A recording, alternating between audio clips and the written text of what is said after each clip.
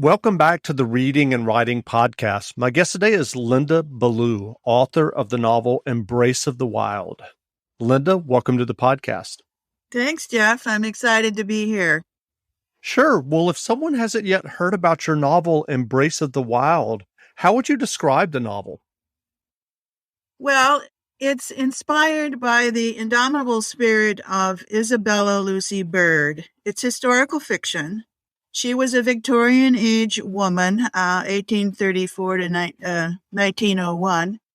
And she was just a phenomenal woman who, for the first 40 years of her life, she was an invalid. She had tumors on her spine, and the doctors operated on her several times, botched surgeries, and then they started overdosing her with laudanum, which is off of morphine and opium, and they encouraged her with cannabis and copious amounts of alcohol. So she was pretty much of a mess. And by the time she was 40, she was really an invalid. And that is when she decided to leave England, where she was from, and take a world voyage that changed her whole life. And my book, she ended up being the best-loved travel writer of her day. But my book sticks with her time in the Hawaiian Islands, where she was able to reclaim her body, the nurturing islands. And she wrote a book, 6 Months in the Sandwich Islands. And she had only intended to just stop there while they were fixing the boat that she was sailing on. But she fell in love with the islands. And after that, she went on to the Rocky Mountains in Colorado and did an 800-mile mountain tour on her horse Birdie, solo in the winter. And I was very, very impressed with this woman, not just for the feats that she accomplished. She went on to China, Japan, Korea, and she was like the first white woman to be going into these regions. But my book sticks to the Hawaii and the Colorado time. And she also, overcame strict evangelical upbringing and broke through social barriers with the Victorian age. Women were not allowed in university. Women writers, used a pen name, and, women were expected to marry, obey their husbands, and have many children. So she broke through all of this, and I just found her to be a very inspiring figure in history. And I'm very attracted to independent women in history who I feel have been overlooked and have not received their due.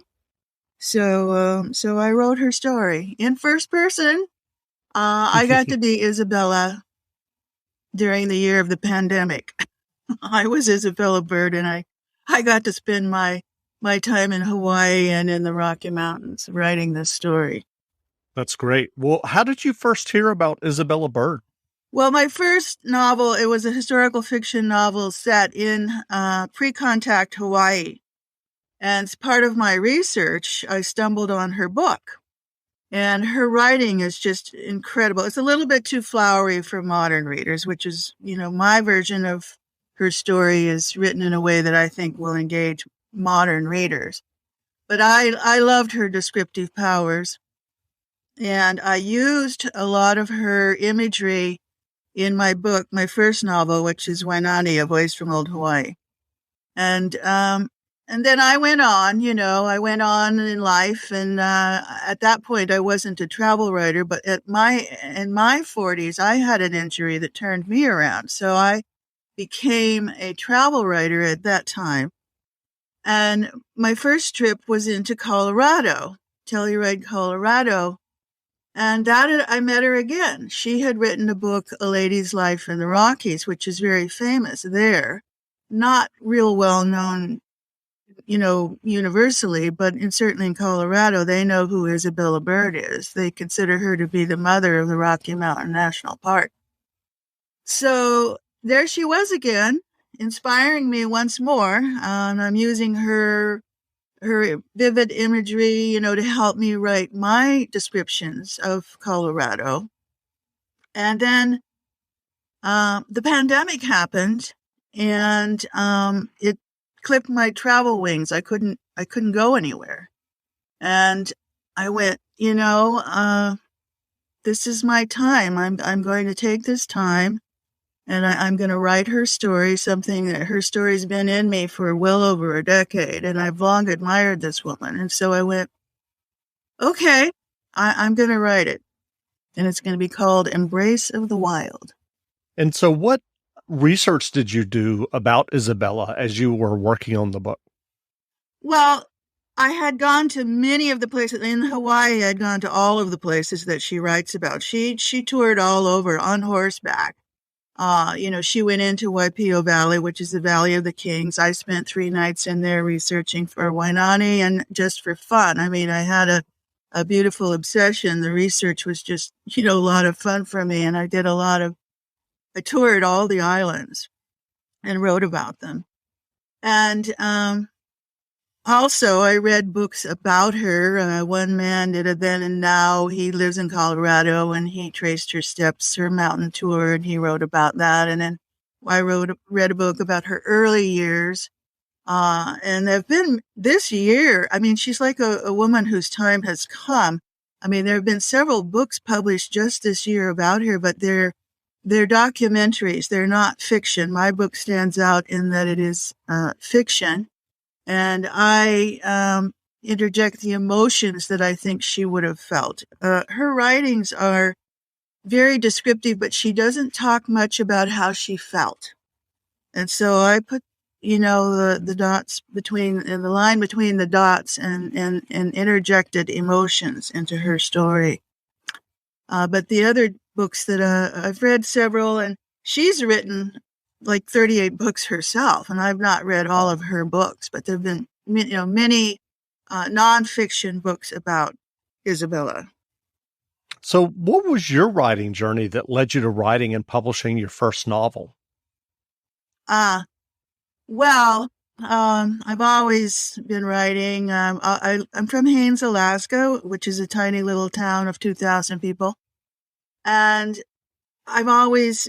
books have always been my best friends. I was a little out of step up there. My parents took me up there when I was 13, so I was like rudely uprooted. I was from California, and I was, so books became my friends. And I went on to get a degree in English literature, and thought, wonder if I have what it takes to be a writer. I'd really love to be a writer. So I dropped out of society for 1 year, and I landed in the North Shore of Kauai and tested my writing skills.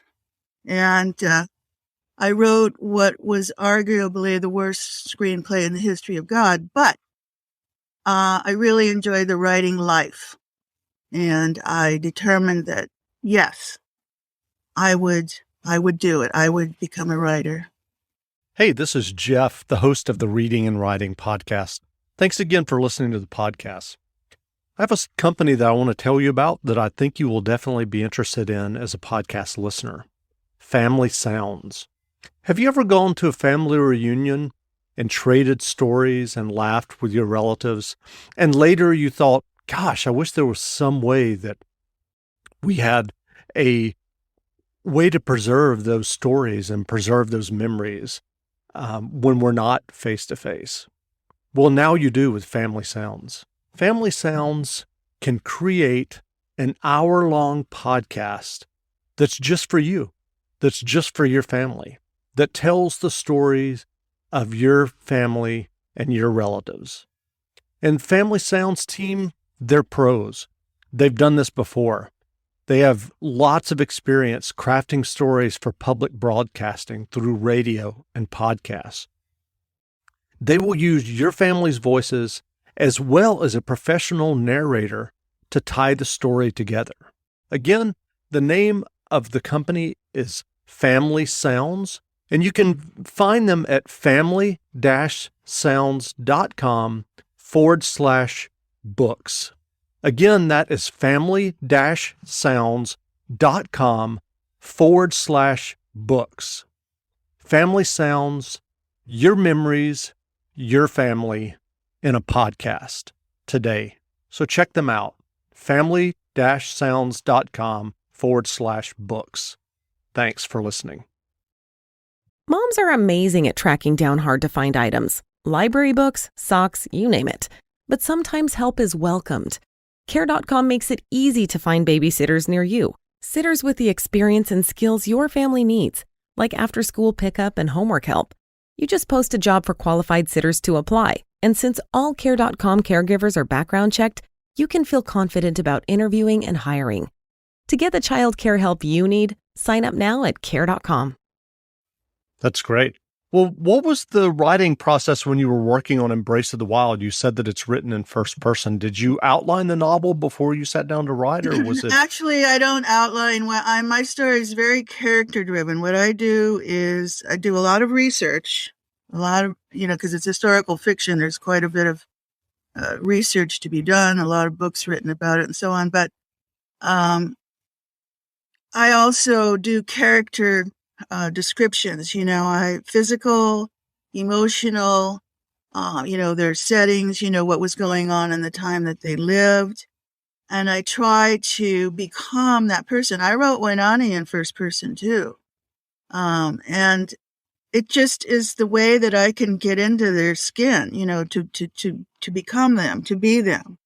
And then once I have the characters and I know who the characters are and the emotions involved with these people and where they're coming from, then I can create the scenes between them, And I write scenes like you filmatically, very visually.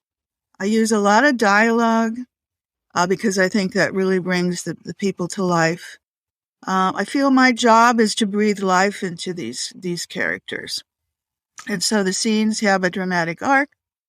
And my book, I just need to know what the end of the story is. And of course, with historical fiction, the plot is already there, and my job is to put it into a dramatic spine and make it engaging for a modern reader.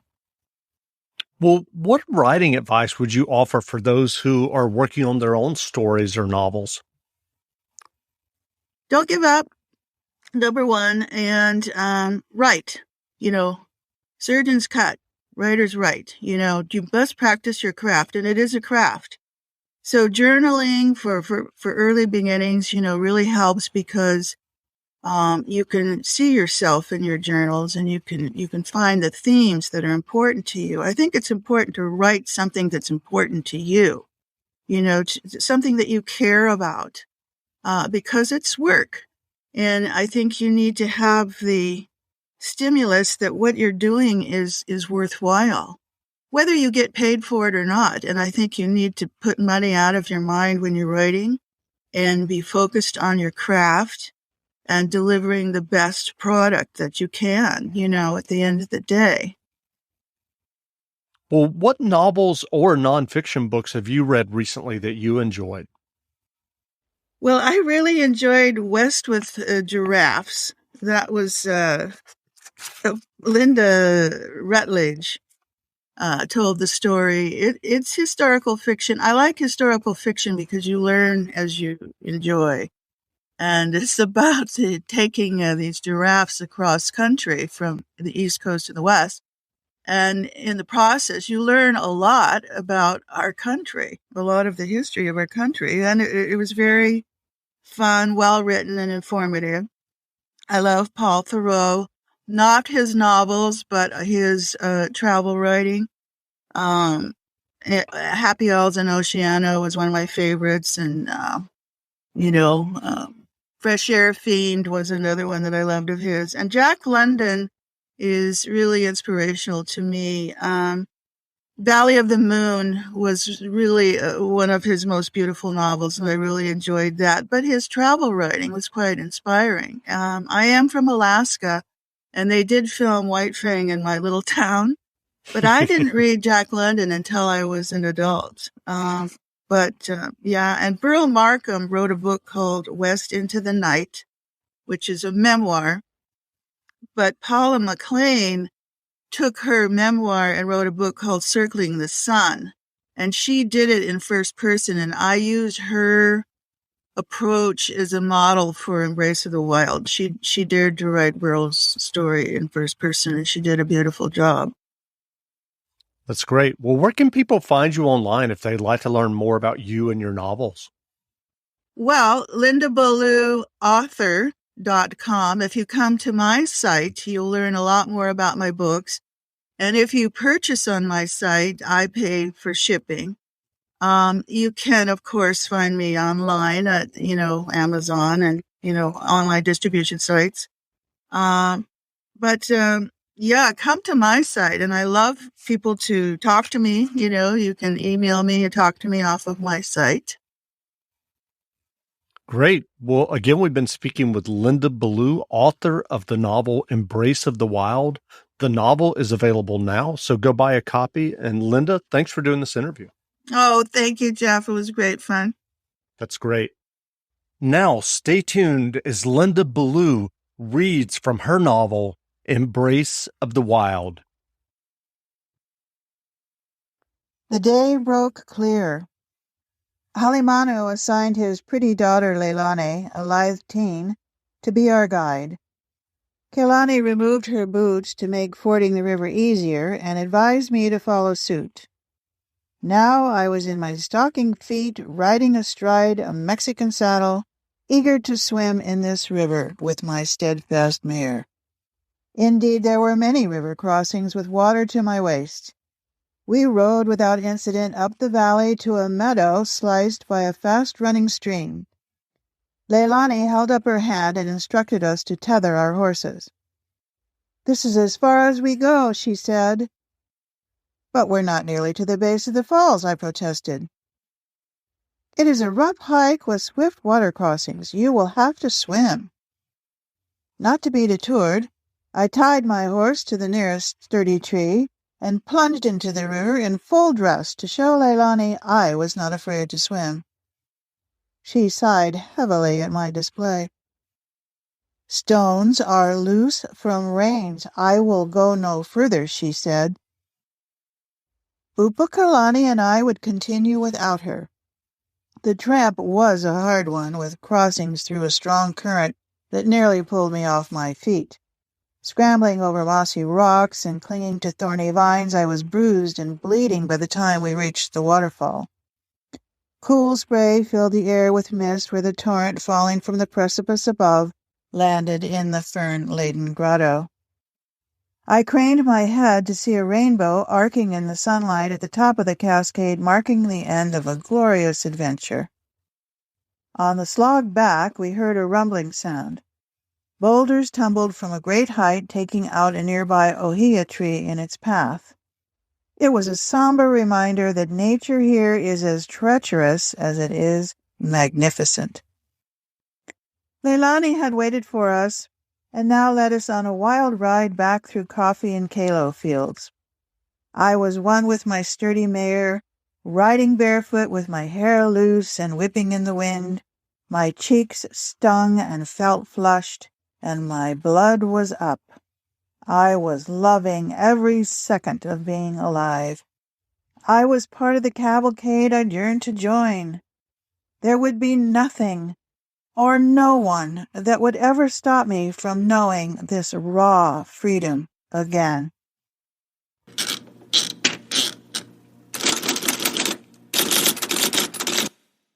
Do you know how to report and detect a gas leak? Columbia Gas cares about your safety. So if you smell a sulfur-like rotten egg odor, please stop what you're doing, leave the area immediately, and call 911 and Columbia Gas. For more safety information, visit ColumbiaGasOhio.com/stay-safe. You want to go. Yes, go travel, go explore, go find a new city, go reconnect with friends, go have fun. That's why we created OnGo, the trusted rapid COVID-19 self-test. OnGo gives you accurate COVID test results and peace of mind in just minutes. So anywhere you go, you know. You'll know if you're COVID-19 free, and you'll know you're protecting loved ones. OnGo is readily available at letsongo.com, Amazon, Walgreens, or Walmart.com. Use promo code ONGO15 for 15% off at letsongo.com today.